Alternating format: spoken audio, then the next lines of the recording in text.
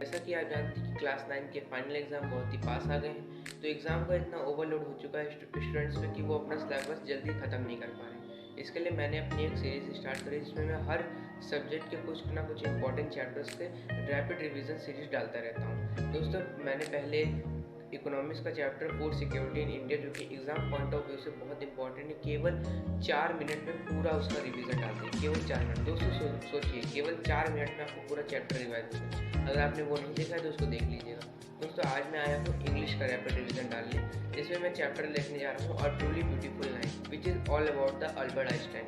दोस्तों, ये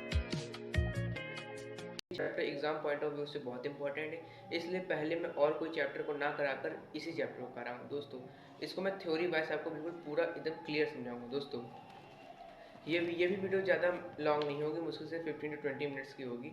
अगर आपने एक बार देख लिया तो आपको बिल्कुल पूरा चैप्टर क्लियर हो जाएगा। दोस्तों, Albert Einstein was born on 14 March 1879 in the German city of Ulm, without any indication that he was destined for greatness. On the contrary, his mother thought Albert was a fraud. To her, his head seemed too large. दोस्तों, in the first passage मैं आपको बिल्कुल English में बताऊंगा ताकि आप exam में answer frame कर सकें। In the first para, the story about the born of Albert Einstein is told, in which that told that the Albert Einstein was born on 14 March 1879 without any indication that he has destined for greatness. Means, at the time of birth of Albert Einstein, there is no special sign or no any mole on her body, so anyone can identify that this person is become very great or genius in the future. Then in which a person, a word which is used a Frank. Albert Einstein mother called Albert's Frank because Frank is used for abnormal children because the head of the Albert Einstein seemed too large. मतलब जो Albert Einstein का सिर था वो काफ़ी बड़ा था, इसलिए उनकी मम्मी उसको फ्रैक कहती थी। दोस्तों, अब आगे बढ़ते हैं।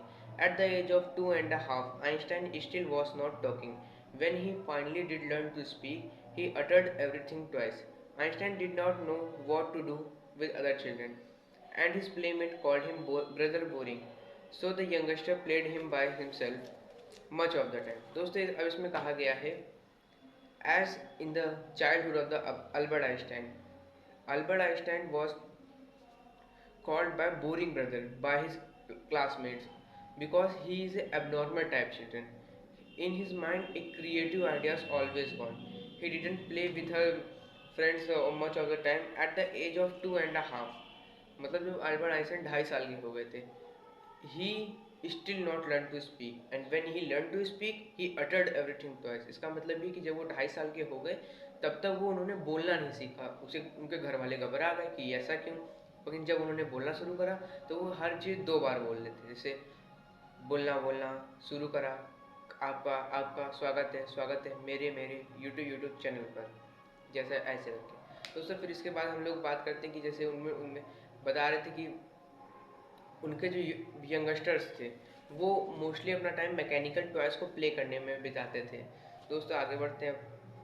He specially loved mechanical toys, looking at her newborn sister Maja. He says to have find but where her wheels. वो अपनी छोटी बहन जो कि न्यू बॉर्न हुई थी, इसका नाम माजा था, वो उसकी तरफ देखते हुए कहते हैं, सोचिए उसको कितना क्रिएटिव माइंड था, मतलब कैसा कितना अजीब टाइप का माइंड था उनका। वो उसको देखते हुए कहते हैं कि ये तो मेरी छोटी बहन है ना माजा, मगर मगर इसे पहिए कहाँ है, मगर उसको उसमें भी एक टॉय दिखाई दे रहा था, इस वजह से वो उसको कह रहे हैं। दोस्तों, फिर आगे बढ़ते हैं। A head master once told that his father that what Einstein choose if as profession wouldn't matter because he will never make a success at anything. Einstein began learning to play the violin at the age of 6 because his mother wanted him to later be a gifted amateur violinist, maintaining the skill throughout life. देखिए दोस्तों, होता ये है कि जो Einstein है, Einstein के teacher उनसे कहते हैं, आइंस्टाइन के फादर से उनके टीचर कहते हैं कि आइंस्टाइन को पढ़ा लिखा के कुछ नहीं होगा, क्योंकि वो कभी भी सक्सेस अपनी लाइफ में किसी भी फील्ड में किसी भी तरह से नहीं पा पाएंगे। उनकी मम्मी चाहती थी कि आइंस्टाइन एक वॉयलिनिस्ट बन जाए, इसलिए उन्होंने आइंस्टाइन को वॉयलिन सिखाया। 6 ईयर से वो वॉयलिन सीखना शुरू करा आइंस्टाइन ने, और अपनी उस स्कूल को उन्होंने पूरी लाइफ टाइम बना के रखा। अब इसको इंग्लिश में कैसे बोलेंगे। At the age of 6 Einstein mother taught him the violin, and then the Einstein mother wanted that the Einstein should become an amateur violinist in the future, and then Einstein also maintained this as a profession of all over his life. Then, firstly, Einstein's teacher told to his father that he didn't make success at anything. दोस्तों मैं आपको English Hindi दोनों समझा रहा हूँ ताकि आप exam में भी अच्छे से लिख सकें और आप ऐसे समझ भी सकें। दोस्तों मैं आपके लिए बहुत मेहनत करूँगा, आपका एक लाइक और एक सब्सक्राइब मुझे बहुत मोटिवेट करता है। But Albert Einstein was not bad people. He went to high school in Munich, where Einstein family had moved. He was 15 months old and scored good marks in almost every subject. Einstein hated the school examination and often clashed with his teacher. At the age of 5, Einstein felt stifled there that he left the school for good. दोस्तों अब Einstein अपनी high school की पढ़ाई को पूरा करने के लिए मनीज चले जाते हैं। मनीज एक वहाँ पे एक इंस्टीट्यूशन है या ये कह लीजिए एक प्लेस है जहाँ पे वो अपनी हाई स्कूल की पढ़ाई पूरी कर सके, वहाँ चले जाते हैं। वहाँ जाने के बाद आइंस्टाइन को वहाँ का रिजाइमेंटेशन, वहाँ का डिसिप्लिन नहीं समझ, मतलब वहाँ पे बहुत स्ट्रिक्ट लोग थे, हर चीज़ में रूल्स रेगुलेशंस लॉस थे, तो वो आइंस्टाइन को समझ नहीं आते, तो आइंस्टाइन उसको छोड़ देते हैं, कहते हैं मैं यहाँ नहीं पढ़ूँगा। फिर वो उसके बाद जाते हैं ज्यूरिच नाम का एक स्कूल था। आगे बढ़ते हैं। The previous year Albert parent had move to Milan and left her son with relative. After prolonged discussion, Einstein got his wish to continue education in German-speaking Switzerland in the city which was more liberal than Munich. अब होता ही है कि Einstein जो थे वो उन्होंने हर subject में अच्छा स्कोर करा था। इसमें ऐसा लिखा है, मगर जो असली बेस्ड स्टोरी है वो ये है कि आइंस्टाइन किसी भी सब्जेक्ट में अच्छे नहीं थे और उनको स्कूल से निकाल दिया गया था। उनको एक पर्ची भी लिख के दी गई थी, उनकी मम्मा ने उनको पर्ची के बारे में नहीं बताया था, उनकी मम्मी ने उनको पढ़ाया लिखाया और आगे चल के काबिल इंसान बनाया। ये थी स्टोरी, ये जो कि मैंने पढ़ा था। मगर इसमें जो लिखा है कि अलग अलग फिलोसफर की अलग अलग अपनी अपनी राय है, तो जो इसमें लिखा है मैं आपको वही बता रहा हूँ। दोस्तों इसमें हुआ क्या कि जब उनकी डिजाइमेंटेशन, जो आइंस्टाइन के फादर्स और मदर्स थे वो मिलान चले गए थे एक प्लेस, और आइंस्टाइन को उनके रिलेटिव्स के साथ छोड़ दिया था। आइंस्टाइन ने अपने रिलेटिव से पूछा, एग्री कराया कि वो अपनी एजुकेशन को स्विट्जरलैंड में कंटिन्यू करें, तो उनके रिलेटिव्स ने एग्री कर दिया, तो अब वो अपनी एजुकेशन स्विट्जरलैंड में कंटिन्यू करना चाहते थे। फिर Einstein was highly gifted in mathematics and interested in physics. After finishing school he decided to study at university in Zurich, but science was not only the thing that appealed to dazzling young man and the worldless mob chef. Einstein was highly gifted in mathematics and interested in physics. At the time, Einstein was highly interested in mathematics. Means Einstein got very high number in mathematics and also he was interested in physics. Then he continued his all education in the Zurich Zurich school. Then after that he felt that science could not make the minds up, but the person who studies science in not to appeal their main mind. मतलब इसका मतलब ये था कि science जो है, science एक ऐसा जरिया है जिसके द्वारा पर्सन का जो माइंड है उसको शार्प बनाया। मतलब ऐसे आइंस्टाइन की थ्योरी थी जो उन्होंने बताई थी, आगे चल के मैं आपको बताऊंगा पूरी थ्योरी। यहाँ इस समय आपको नहीं समझ में आएगी मगर मैं अभी बताऊंगा। इसमें उन्होंने जनरल थ्योरी ऑफ रिलेटिविटी कही थी, उसके लिए मैं अलग से डिटेल वीडियो बना दूंगा। दोस्तों अब आप लोग कहेंगे कि मैंने कुछ पैराग्राफ में इनकी इंग्लिश भी बोल के दिखाई, हिंदी बोल के दिखाई, कुछ में मैंने केवल इंग्लिश बोली हिंदी नहीं बोली, कुछ में मैंने हिंदी बोली इंग्लिश नहीं बोली। देखो मैंने ऐसा ही इसलिए करा कि जो पैरा आपके लिए इंपॉर्टेंट है मैं उसकी हिंदी इंग्लिश दोनों बना रहा हूँ ताकि आपका एक जल्दी से रैपिड रिवीजन हो सके और आप एग्जाम के एक दिन पहले उसको देख सकें। फिर आगे बढ़ते हैं दोस्तों हम लोग। इसमें आगे आता ये है कि he felt a special interest in his fellow student Mileva Maric, whom he found to be a clever creature. This young Serb had come to Switzerland because the university in Zurich was one of a few in Europe where women could get degrees. Einstein saw in her ally against the Philistines. Philistines, अभी इस word का मतलब मैं आपको बताऊंगा। Those people in his family at university with whom constantly at odds.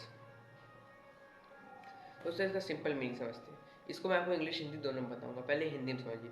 दोस्तों इसमें हुआ है कि आइंस्टाइन एक अपने ही क्लासमेट के साथ, अपने ही कलीग के साथ इंटरेस्ट आने लगा उनको, जिसका नाम था मिलेवा मैरिक, जिससे आइंस्टाइन आगे चल के शादी भी कर लेते हैं। दोस्तों मिलेवा मैरिक से उन्होंने शादी करी। फिर दोस्तों इसमें आइंस्टाइन को उसमें इंटरेस्ट आने लगा क्योंकि आइंस्टाइन उनसे शादी करना चाहते थे। दोस्तों वुमेन और मिलेवा मैरिक वहाँ पे इसलिए आई थी क्योंकि वही एक ज्यूरिच ही एक ऐसी जगह थी जहाँ पे उनको डिग्रियाँ मिल सकती थी, वुमेन्स को डिग्रियाँ मिल सकती थी। अब इसको आइंस्टाइन के मतलब इंग्लिश के बेसिस पे पढ़ते हैं। Einstein felt their interest in the his colleague Mileva Maric which came to Zurich for completing his education because at that time this is only the place from where women can get degrees. अब यहाँ पे फिलिस्टीन्स का जो word आया था उसका मतलब बताता हूँ। दोस्तों फिलिस्टीन एक ऐसा वर्ड होता है जिसके जो कि तब कहा जाता है जब कोई एक ऐसे पर्सन के बारे में कहा जाता है जो कि ना ही लिटरेचर ना ही म्यूजिक मतलब साहित्य में और किसी में इंटरेस्टेड नहीं है, उसके लिए हम लोग एक वर्ड यूज़ करते हैं इंग्लिश में फिलिस्टीन्स। दोस्तों अब आगे बढ़ते हैं। In 1900, at the age of 21, Einstein was a university graduate and unemployed. He worked as a teaching assistant and gave private lessons, finally secured a job in 1902 as a technical expert in the patent office in Bern. दोस्तों इसमें 1900 के time पे Einstein की as 21 हो चुकी थी। वो एक यूनिवर्सिटी से ग्रेजुएट हो चुके थे मगर वो अभी अनएम्प्लॉयड थे। उन्होंने एक एज ए टीचिंग असिस्टेंट के रूप में काम करा और उन्होंने फाइनली एक बर्लिन में एक पोस्ट मिल गई, नौकरी मिल गई। वहाँ पे पेटेंट नहीं दिया जाता था दोस्तों। पेटेंट चुराना बहुत मुश्किल है। पेटेंट मतलब किसी इन्वेंटर का जो वो है राइट, वो उस इन्वेंशन को ही दे दिया। जैसे इन्वेंशन कुछ करा अब उसका पेटेंट इन्वेंटर के पास है। जैसे हम लोग को पेटेंट नहीं मिल पाया इंडियंस को, क्योंकि हम लोग का पेटेंट ब्रिटिशर्स ने लिया था। वैसे वहाँ पे पेटेंट बहुत ज़रूरी था। कोई भी दूसरे का जो वो था इन्वेंशन वो एक्सेस नहीं, मतलब वो देख सकता था मगर वो उसी वही इन्वेंशन करा के दूसरा बता दे पहले कि ये मैंने बनाया, तो ये नहीं था। Once a famous paper of 1905 was Einstein's special theory of relativity, according to which time and distance are not obsolete. Indeed, two perfectly accurate clocks which do not show the same time if the clock come together again after January। अरे दोस्तों इसको मैं बताता हूँ आपको। दोस्तों इसमें ये था कि 1905 में आइंस्टाइन ने अपने सबसे फेमस पेपर पब्लिश करा जिसको था जनरल थ्योरी ऑफ रिलेटिविटी। दोस्तों आप इसमें केवल इतना समझ लीजिए कि जनरल थ्योरी ऑफ रिलेटिविटी से स्पेस और टाइम ये अब्सोल्यूट नहीं है, ये अब्सोल्यूट नहीं है, यही है बस। आप केवल एग्जाम में इतना लिख के आ जाएंगे, आपको मार्क्स मिल जाएंगे। बाकी मैं इसके ऊपर एक डिटेल वीडियो बनाऊंगा कि जनरल थ्योरी ऑफ रिलेटिविटी आखिरकार थी क्या। मैं आपको पूरा उसमें डिटेल लेक्चर बता दूंगा। दोस्तों अब आगे बढ़ते हैं। इसमें आइंस्टाइन ने अपनी एक इक्वेशन दी E equal to M C square, जिसमें एनर्जी मास कन्वर्जन थ्योरी ये थी। एनर्जी जो है मास के कन्वर्ट हो जाती ये थी। दोस्तों अब आगे बढ़ते हैं। While Einstein was solving the most difficult problem in physics, his private life was unrevealing. Albert was wanted to marry Mileva after finishing his studies, but his mother, against his thought Mileva was 3 years old and her son was too old for him. She was also bothered Mileva intelligence। दोस्तों अब Einstein जब अपनी research physics में कर रहे थे तब वह मिलेवा मैरिक से मैरी करना मतलब शादी करना चाहते थे, मगर उनकी मदर इसके अगेंस्ट थी क्योंकि मिलेवा मैरिक आइंस्टाइन से 3 साल बड़ी थी। और मिलेवा मैरिक की इंटेलिजेंस मतलब कहते नहीं कि आईक्यू वो मिलेवा मैरिक का ज़्यादा था। तो उनकी मदर समझ रही थी कि ये भी वैसा और ये लड़की भी वैसी, तो दोनों का जब माइंड मिक्स नहीं हो पाएगा, दोनों एक दूसरे से सेटिस्फाइड हो ही नहीं पाएंगे। वही वो आइंस्टाइन की मम्मी उनको समझाते मगर आइंस्टाइन नहीं समझे। उन्होंने शादी भी करी, आखिर आगे चल के उनके 2 सन्स भी हुए, मगर फिर उनका जो पेयर था उसमें लड़ाई झगड़े ये सब बढ़ने लगे। आखिरकार हुआ यूँ कि कई सालों तक लड़ाई चलती रही उनकी पति पत्नियों में। फिर 1919 में डाइवोर्स हो गया, उनका डाइवोर्स हो गया। जो आइंस्टाइन की मम्मी समझा रही थी पहले तो माने नहीं और बाद में डाइवोर्स भी हो गया। फिर उसी साल डाइवोर्स करने के साल ही आइंस्टाइन ने अपनी ही कजिन से शादी कर ली, एल्जा जिसका नाम था। क्या आदमी था। फिर दोस्तों बोलते हैं Einstein new personal chapter considered coincided with his rise to world fame. In 1915, he had published his general theory of relativity, which provided a new interpretation of gravity।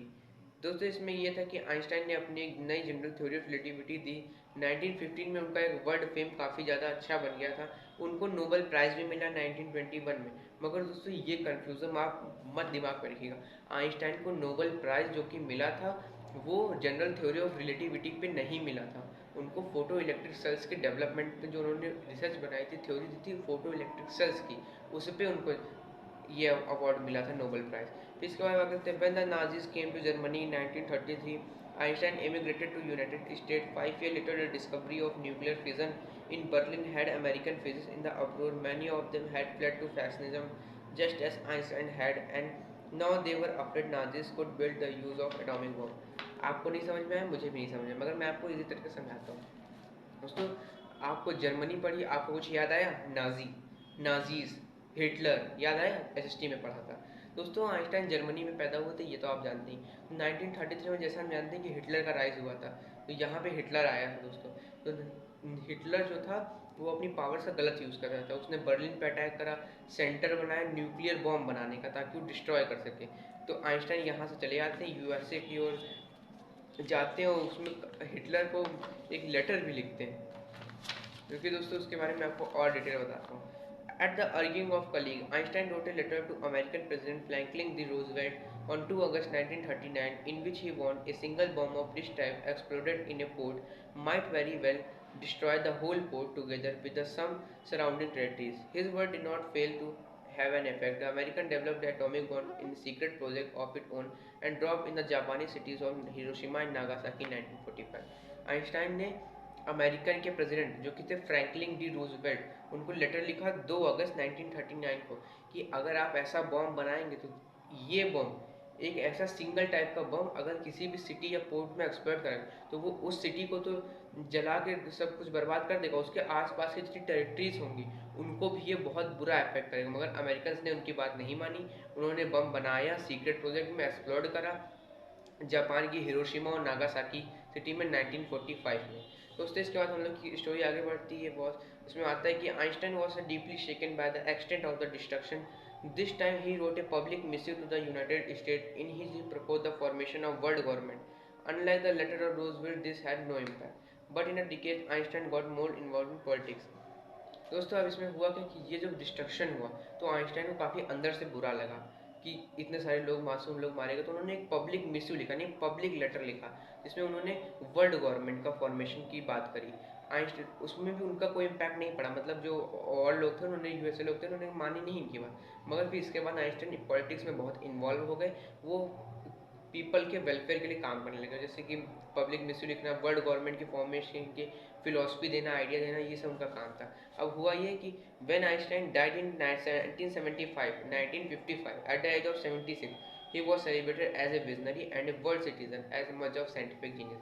जब आइंस्टाइन की डेथ हुई 1955 में, जब वो 76 साल के थे, 76 ईयर्स के थे, तो उनको वर्ल्ड के विजनरी, मतलब वर्ल्ड को विजन दे देने वाले, वर्ल्ड को विजन करने वाले, जैसे इलॉन मस्क को कहते हैं वेरी विजनरी मैन, मतलब उसने वर्ल्ड को देखा हुआ है। जैसे एक सिंपल भाषा में तो घाट घाट का पानी पिया हुआ है, उनको वर्ल्ड विजनरी मैन और जीनियस के रूप में सेलिब्रेट करा जाने लगा। दोस्तों आप ही समझ लीजिए, एक ऐसा इंसान जो कि बहुत बुद्धू था, बेकार था, किसी लायक नहीं था, उसके टीचर्स तक ये नहीं कहते कि सक्सेस नहीं कर सकता, वो आज इतना सक्सेस हो गया। दोस्तों किसी के कहने से कुछ नहीं होता है, आप अपना काम करते रहिए, आप अगर मेहनत करेंगे तो आपको सफलता मिलेगी, ये आप 100% गारंटीड से याद रखिए। दोस्तों आज का मेरा वीडियो यहीं तक, मिलता हूँ अगले वीडियो में फिर से एक और इंटरेस्टिंग चैप्टर्स के साथ। दोस्तों तब तक के लिए थैंक यू। अगर आपको मेरे वीडियो अच्छे लगे, वैसे ये रैपिड रिवीजन सीरीज़ है, इसको मैंने मुश्किल से 18 मिनट में पूरा कंप्लीट करा दिया है, पूरा ट्रूली ब्यूटीफुल माइंड 18 मिनट में पूरा कंप्लीट हो गया है। दोस्तों प्लीज़ इस वीडियो को देखिएगा, एंड तक देखिएगा, और पसंद आए तो एक लाइक और एक सब्सक्राइब जरूर दीजिएगा। Thank you.